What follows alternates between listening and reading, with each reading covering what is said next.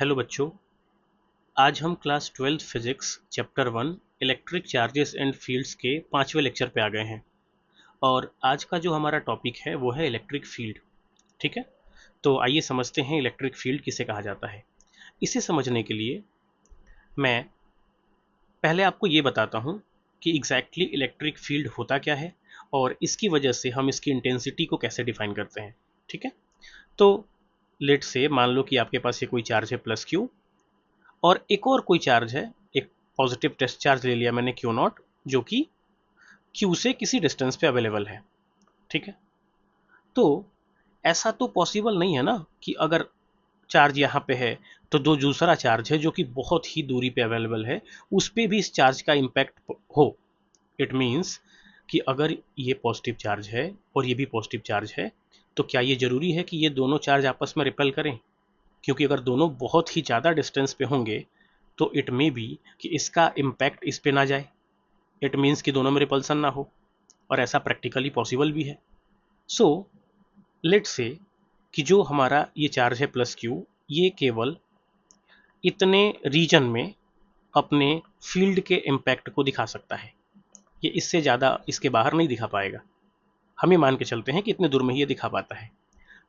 तो अगर ये चार्ज प्लस क्यू नॉट इसके अंदर अवेलेबल होता है, लेट से कि ये यहाँ पे होता है, तब अब तो ये तो इसके इलेक्ट्रिक रीजन के अंदर है, मतलब एक ऐसे रीजन के अंदर है जो इस पे ये इसका इम्पैक्ट डाल सकता है अपना। इट मीन्स कि अब ये चार्ज यहाँ से रिपेल होकर बाहर की तरफ भागने की कोशिश करेगा। ओवरऑल मैं आपको ये समझाना चाहता हूँ कि हर एक चार्ज का एक ऐसा रीजन होता है जिस रीजन के अंदर वो अपने चार्ज के इम्पैक्ट को शो कर सकता है, और उसी रीजन को हम क्या बोलते हैं? इलेक्ट्रिक फील्ड बोलते हैं। ठीक है, इसलिए इलेक्ट्रिक फील्ड को डिफाइन ही किया जाता है कि electric field is a region in which the charge may show its impact on the another charge. Okay, अब इलेक्ट्रिक फील्ड की जो टेंडेंसी होती है, जो पावर होती है, उसको हम एक्सप्लेन करने के लिए हम एक टर्म का यूज करते हैं जिसे हम कहते हैं electric field intensity. And generally इसे हम डायरेक्टली इलेक्ट्रिक फील्ड भी कह सकते हैं। तो इलेक्ट्रिकल फील्ड तो एक तरीके का स्टेटमेंट था, बट हम मैथमेटिकल टर्म में भी इलेक्ट्रिक फील्ड इंटेंसिटी को इलेक्ट्रिक फील्ड कह सकते हैं। इसे हम कैपिटल ई से डिनोट करते हैं, जैसा कि आप की पॉइंट में देख पा रहे होंगे। ओके, अब जो इलेक्ट्रिक फील्ड इंटेंसिटी है यानी कि इलेक्ट्रिक फील्ड है, उसे मैथमेटिकली कैसे डिफाइन किया गया है? तो देखिए, अगर आपको इलेक्ट्रिक फील्ड को डिफाइन करना है तो electric field is defined as the electric force per unit charge on the body.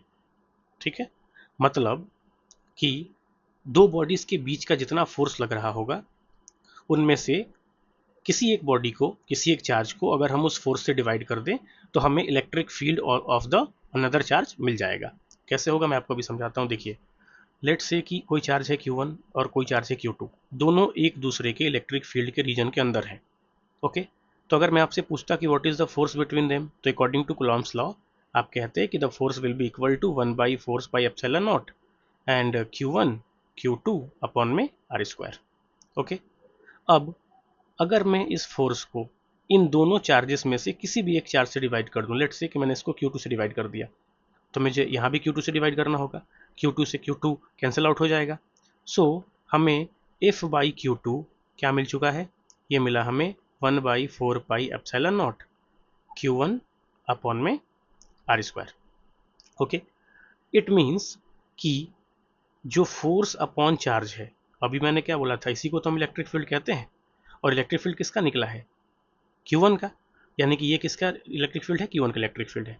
तो ओवरऑल जो इलेक्ट्रिक फील्ड का नेट फॉर्मूला निकल के आया, अगर हम जनरल बात करें, तो ये हुआ 1/4πε0 और Q/r²। ओके, सो ओवरऑल अगर आपके पास दो चार्जेस हैं और दोनों चार्जेस में से अगर आप किसी भी एक चार्ज से फोर्स को डिवाइड कर देते हैं तो आपको सेकेंड चार्ज के कारण इलेक्ट्रिक फील्ड मिल जाएगा।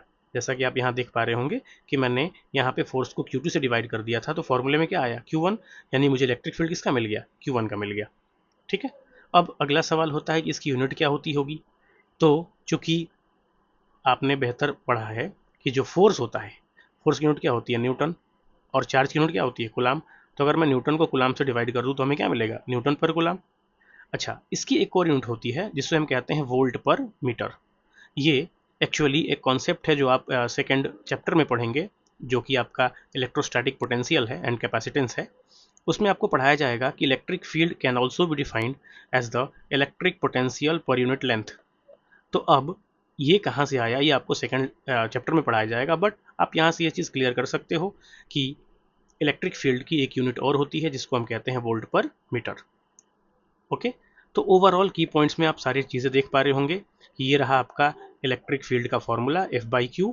एंड जब आप इसको और फर्दर ब्रेक करेंगे तो आपको इलेक्ट्रिक फील्ड का ये मेन फॉर्मूला मिल जाएगा, E बराबर 1/4πε0 Q/r²। ओके, यूनिट क्या होती है, न्यूटन पर कूलम और वोल्ट पर मीटर।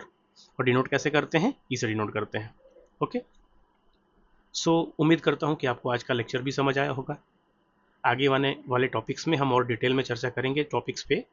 और इस बात का ध्यान रखिए कि इस चैप्टर में सबसे इंपॉर्टेंट आपके बोर्ड पर्सपेक्टिव से गॉस लॉ है, गॉस थ्योरम है, उसे हम पढ़ेंगे और उसके कुछ एप्लीकेशंस को भी हम देखेंगे। ठीक है, तो चैनल को सब्सक्राइब जरूर करें और आगे जुड़े रहने के लिए बेल आइकन को जरूर प्रेस करें। Thank you.